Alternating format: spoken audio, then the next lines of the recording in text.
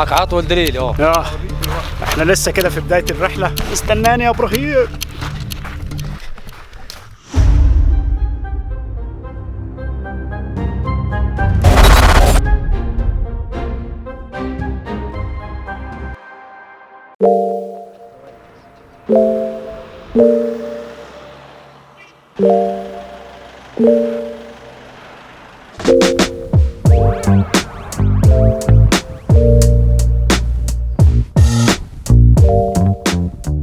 وهنا بقى تبدأ المغامرة الحقيقية.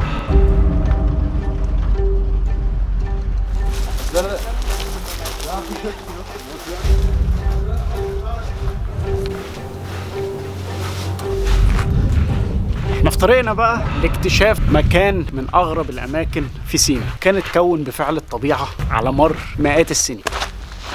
خليني بقى اقول لكم ان الرحله بتاعتنا اتحركنا من دهب في اتجاه نويبع. الرحله خدت تقريبا حوالي ساعه، اكتر من 85 كيلو متر لحد ما وصلنا للمكان اللي احنا فيه. في طريقنا بقى دلوقتي لاستكشاف مكان من اكتر الاماكن الغريبه في صحراء جنوب سيناء. ترى ايه هو المكان ده؟ يلا بينا نشوف. بس دلوقتي لازم نلحق الدليل بتاعنا.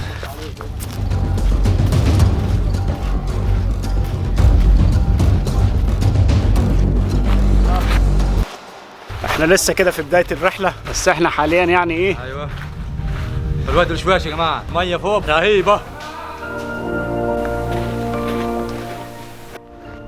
خليني اقول لكم ان احد اهم اسباب الرحلة هو ان يكون عندك هدف.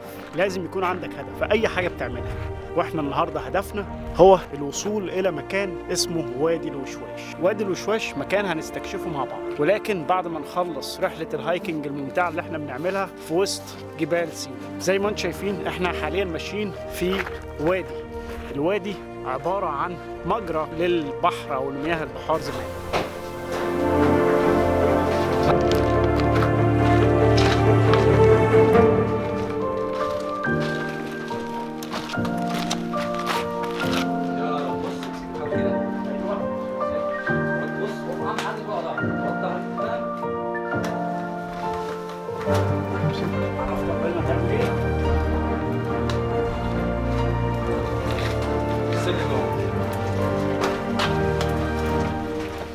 وكده وصلنا لأول مهمة.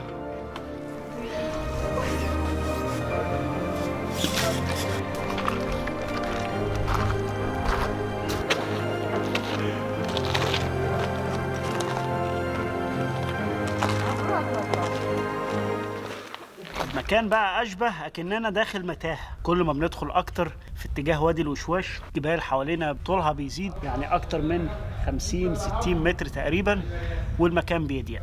عدينا أول مرحلة ودلوقتي داخلين نستكشف المكان اللي بعد كده.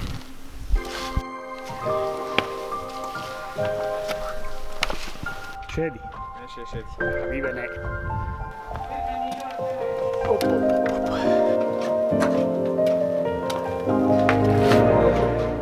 يستحضرني بقى في المكان اللي انا واقف تحتيه بالظبط ده فيلم اسمه 127 hours. مش عايزين يحصل لنا زي صاحبنا ده. يلا بينا نعدي بسرعة من الصخرة دي. بسم الله.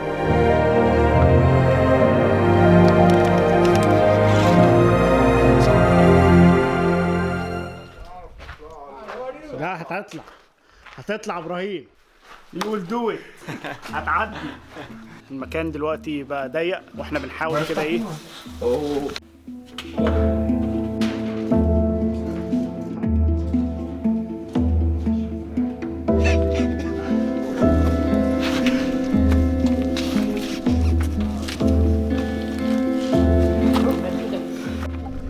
واخيرا يا جماعه وصلنا للمكان اللي احنا كنا بندور عليه.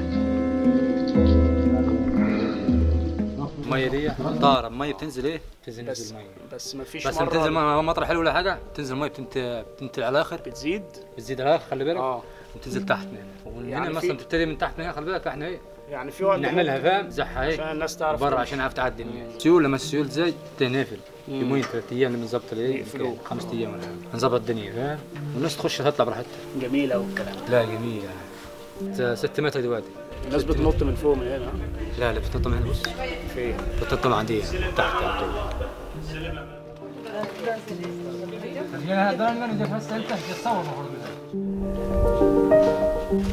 المية في الصيف انا احسن، خلي بالك تنزل مية دافي، الجو بارد خلي بالك، بس ايه بتطلع بره فاهم تدفع عادي، بس اهم حاجه بتنزل تقل هدومك شويه فاهم. احسن واحد الهادي الواد في الشتاء، في الصيف خلي بالك زحمه موت هنا، خلي بالك مصريين واجانب وكل حاجه، المناظر احلى مناظر خلي بالك هنا، مناظر حلوه.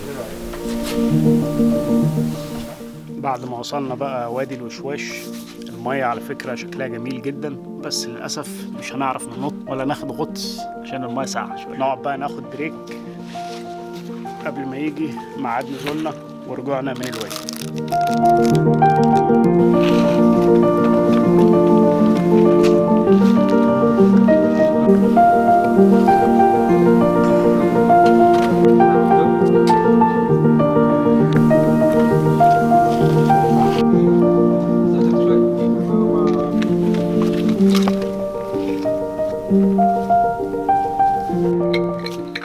نستعد لرحلة النزول.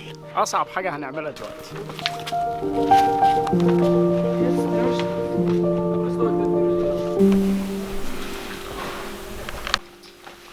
استوى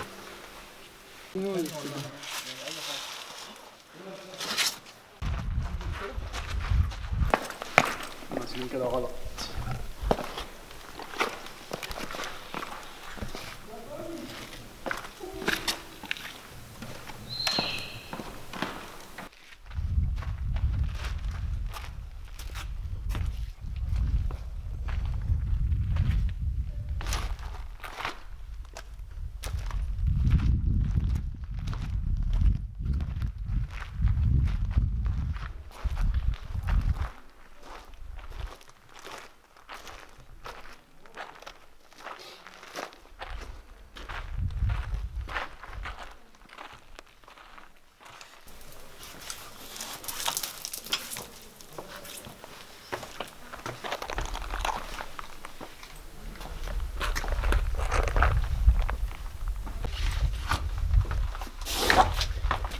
امسك في الحبل، اهم حاجه تمسك في الحبل، الامان بتاعك. يلا يا بطل.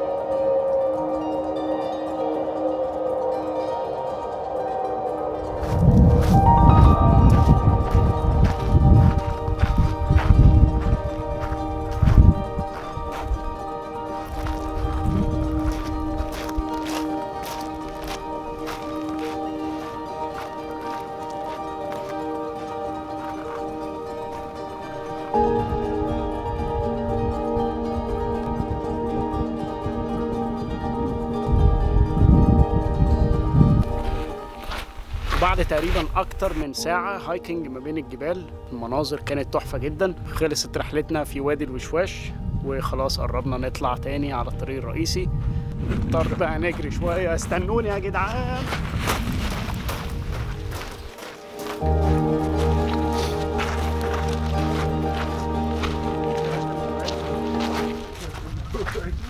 شويه معلومات بقى لازم تاخد بالك منها. اول حاجه لازم تتاكد ان انت معاك هدوم المناسبه للرحله، يعني لو طالع في فصول الصيف طبعا لازم تاكد ان انت لابس حاجه خفيفه، انما لو طالع شتاء تجيب معاك جامبر خفيف كده. والناس اللي بتطلع في الصيف تعمل حسابها في مايو عشان تنزل ميه، لان نزول الميه هناك واحده من اهم الحاجات الممتعه اللي ممكن تعملها لما توصل نقطه النهايه او لوادي الوشواش. تاني حاجه بقى وهي دي المهمه، ان انت تحاول على قد ما تقدر تكون خفيف الحركه، يعني ما تاخدش معاك حاجات كتير جدا وانت رايح. واخر حاجه تجيب كوتشي او حذاء مناسب للهايك.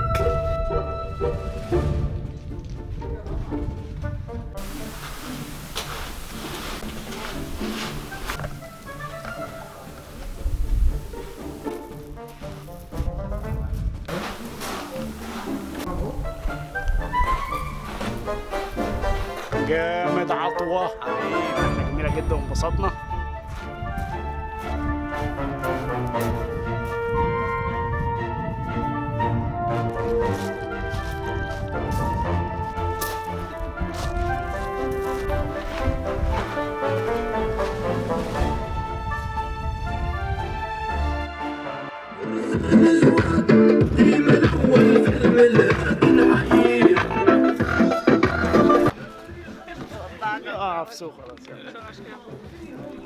وحاليا وصلنا للجزء الثاني من الرحله بتاعتنا في كامب من كامبات نويبع. المفروض هنقعد نتغدى هنا كده ونقعد على البحر.